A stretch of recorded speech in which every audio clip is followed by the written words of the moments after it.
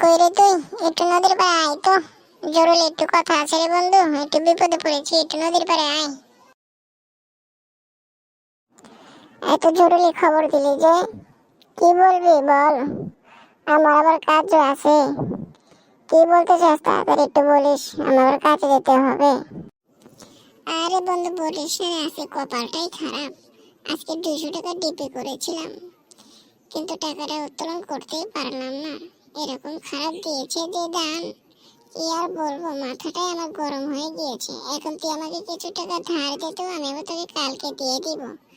অনেক বিপদে পড়েছি বন্ধু, আমার চুলগুলো অনেক বড় বড় হয়ে গেছে। আরে বন্ধু বলিস না রে, তোর কষ্টের কথা কি আর বলবো। আমি নিজেই আছি বিপদের মধ্যে। আজকে আমি কাজ করতেছি শুধুমাত্র একটাই কারণে। সকালবেলা আমিও 500 টাকা ডিপি করেছিলাম, হঠাৎ করে আমি দেখি কারেন্ট চলে গিয়েছে রে বন্ধু। কি আর বলবো দুঃখের কথা। বেড একটা মেরেছি, তখনই কারেন্ট চলে গেল। পরে কারেন্ট আসার পরে দেখে আমি হেরে গিয়েছি। এখন তো আমি এর জন্য কাজ করতেছি, বাসায় গেলে তো মায়ে মারবেনি। আব্বুর 1 মাসের বেতনের টাকা দিয়ে আমি আজকে বেড মারেছিলাম। এখন কি করব বন্ধু, তুই আমাকে বল।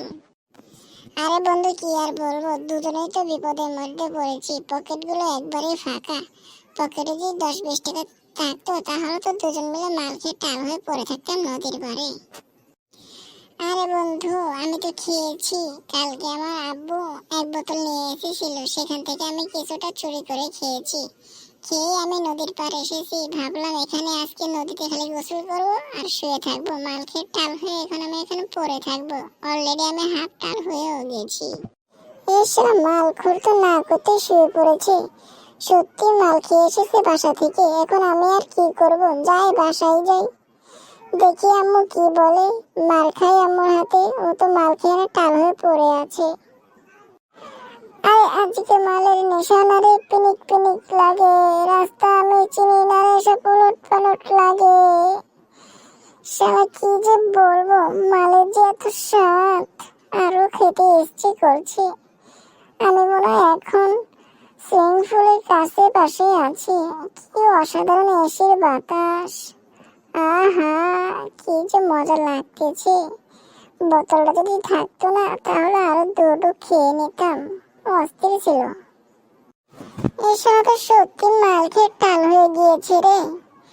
আমি আর কি করব, আমার কপালে তো মাল জুটবে না, আমার কপালে বাড়ি জুটবে, বাড়ি।